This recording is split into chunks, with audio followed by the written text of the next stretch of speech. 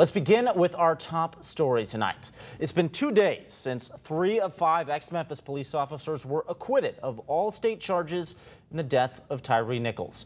We've heard from the family of Tyre, the prosecution team, and now we're hearing for the first time from our locally elected officials about what changes could be made when it comes to policing. ABC 24's Lauren Turman joins us in the studio with more on what they're saying. Lauren?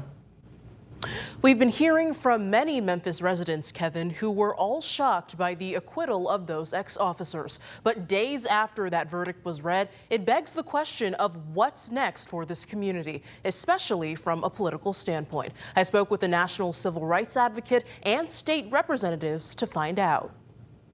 Memphians reeling from the Wednesday verdict that shocked much of the city. What we heard is not something that we wanted to hear.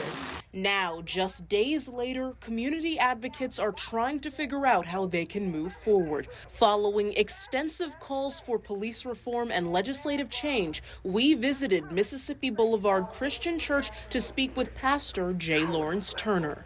There is a desperate need for us to finally do the work from a legislative standpoint and produce a sweeping reform to policing standards. Outside of pastoring, he also sits on the National Action Network Board of Directors. We have an opportunity from federal level, I think at a state, even local level, to put in a set of reforms that will normalize the ways in which our police will interact with the public. Officials have been sending statements en masse, one of whom is Democratic Representative Antonio Parkinson. He says police reform by state intervention is not the right way forward. The reform is going to be best created and agreed to here locally.